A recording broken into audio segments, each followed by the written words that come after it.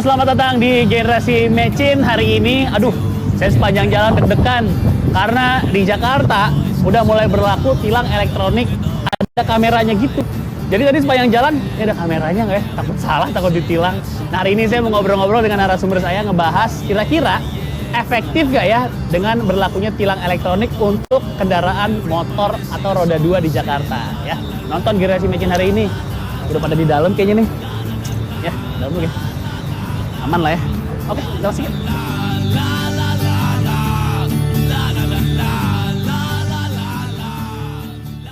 Nah, sekarang saya sudah berada di dalam lobby lounge Swiss Bell Inn Simatupang, Jakarta. Saya sudah bersama narasumber-narasumber saya untuk ngebahas tilang elektronik untuk kendaraan motor. Apakah akan efektif di Jakarta dulu ya, kita nggak usah ngomongin lingkup Indonesia. Bersama narasumber saya yang pertama ada Pak Budianto, pemerhati transportasi yang juga mantan Gakum Ditlantas Polda Metro Jaya. Siap Pak? Ya. Sudah pensiun ya Pak? Selamat pagi, siap. Sedang menikmati masa-masa pensiun Pak, berarti sekarang Pak. Mantap. Betul. Dan saya juga sudah kedatangan Daeng Batara, pengurus nasional NMAX Riders. Halo Pak Daeng. Ya. Mantap nih, gila anak motor sekali jaketnya. Dan ada Mas Anang Fauzi, ini ketua Gomex Rider perwakilan ojek online ya. Siap. Bagus. Ini wajah kayak Valentino Rossi ya. Luar biasa. Ya. Ini saya mau nanya-nanya dengan bapak-bapak yang sudah hadir di sini. Tapi sebelumnya kita punya VT dulu nih soal peraturan yang baru diberlakukan di Jakarta, tilang elektronik untuk motor. Ini dia VT-nya.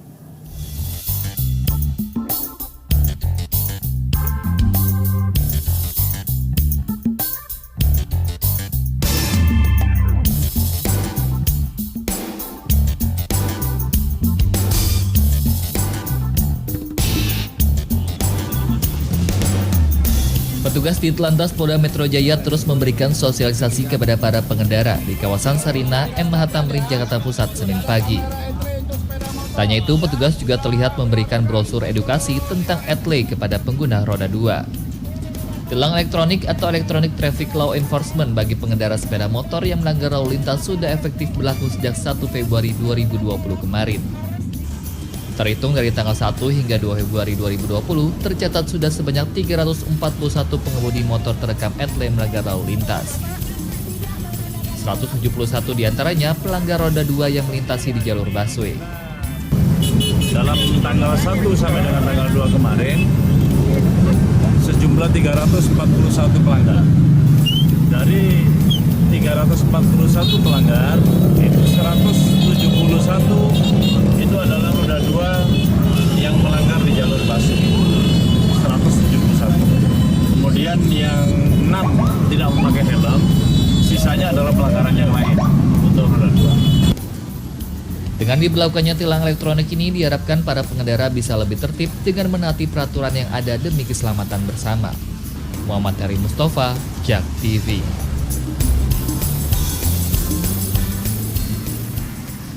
Nah itu dia VT dari berlakunya tilang elektronik di Jakarta. 2 hari sudah ditemukan pelanggaran sebanyak 341 kendaraan. Itu baru 2 hari ya. Yang ketahuan, yang nggak ketahuan mungkin lebih banyak. Dan itu baru di beberapa titik di Jakarta ya. Ada beberapa titik yang langganan. Kalau daerah rumah saya tuh di dekat stasiun Tebet Pak. Banyak sekali Pak. Bukan motor, angkot Pak lawan arah. Luar biasa lah itu. Saya mau nanya ke Pak Budi.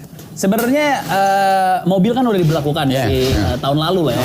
November. Nah untuk motor sebenarnya ini bakal efektif nggak sih Pak?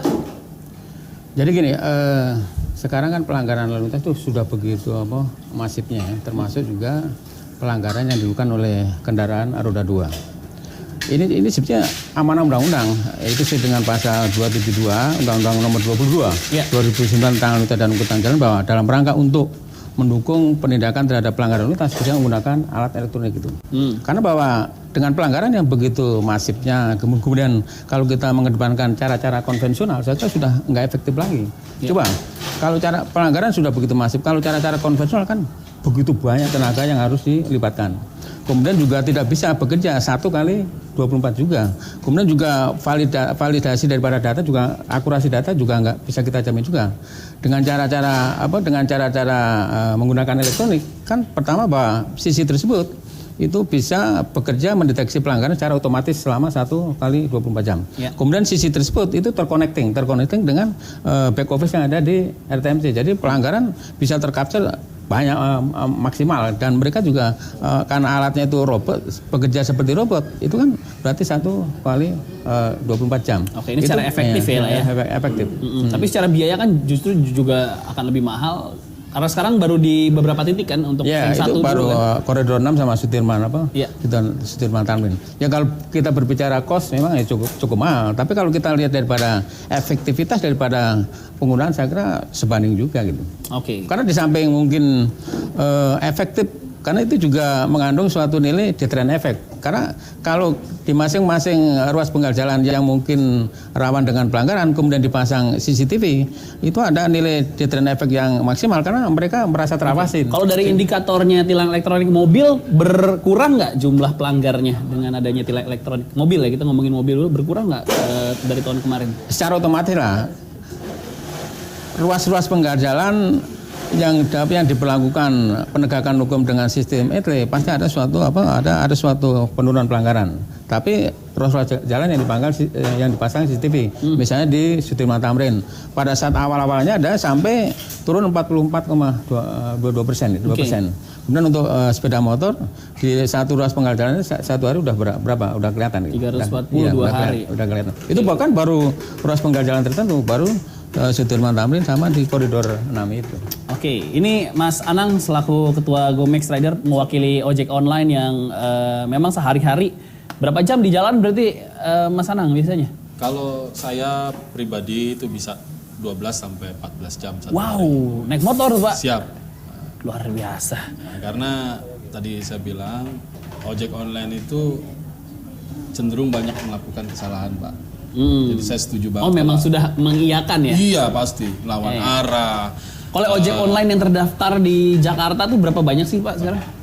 Mungkin sekarang udah ratusan ribu. Oh, mungkin. sampai ratusan ribu? Iya, Oke. ratusan ribu di Jakarta saja itu. Susah juga ngatur dan memberikan knowledge ya soal lalu lintas gitu. Oknum-oknum pasti ada tetap yang melanggar. Jadi segala macam. setiap aplikator tuh sudah mengadakan namanya safety riding.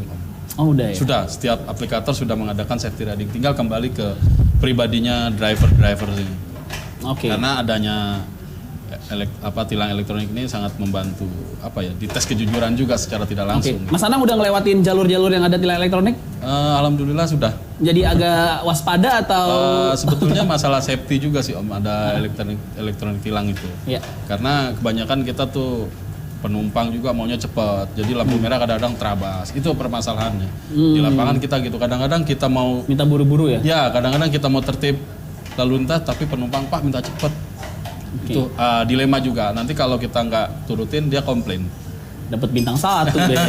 Kurang lebih seperti itu. Kalau mau buru-buru jangan ojeknya suruh cepet, elunya berangkatnya agak buruan. Siap, setuju tuh Om. Ini Mas Daeng juga kalau sebagai pengendara ini bukan ojek online tapi emang penggiat yang suka naik motor aja ya. Saya penggiat motor. Sebenarnya habit para pemotor tuh apa sih yang paling sering dilanggar menurut atau kadang-kadang melanggar lalu lintas tuh refleks kan karena ini kayak nggak ada polisi ya, terbalik gitu kayak gitu. Apa sih yang paling dirasain sama Pak Daeng sebagai Kalau pengendara saya motor? sih sendiri mungkin melihat di lapangan itu yang sering terjadi di jalan itu terabas lampu merah. Makanya kenapa banyaknya kecelakaan-kecelakaan, karena ibarat kata lampu merah itu ya ibarat kata kita untuk berhenti, tapi orang kadang yang seperti tadi Mas Anang bilang karena buru-buru, tapi kan itu aturan yang sudah keluar dari aparat terkait. Jadi otomatis kita sebagai pengguna jalan ataupun motor, baik mobil atau motor, saya rasa kita harus mentaati aturan itu dalam hal ini. Tilang elektronik seperti ini juga saya anggap ini cukup baik ya, ibarat kata, karena tilang elektronik itu mengantarkan kita supaya lebih disiplin lagi di jalan, supaya lebih hati-hati lagi di jalan, karena dengan pelanggaran yang kita lakukan itu membahayakan buat diri kita sendiri sama ataupun orang lain. Oke. Yap. Ini saya punya catatan juga hari pertama tuh 161 pelanggaran sampai 4 hari tilang elektronik diberlakukan ada 659 pengguna motor. Itu kalau satu kali dendanya sekitar 250.000 sampai 500 ya Pak ya? Ya. berarti akan ada penerimaan non pajak yang diterima oleh negara sebanyak itu. PNBP. Wah, itu udah dapat NMAX berapa itu? Habis ini kita balik lagi ngobrolin efektifkah pelanggaran tilang elektronik di Jakarta. Jangan kemana-mana, tetap di Generasi Mecin.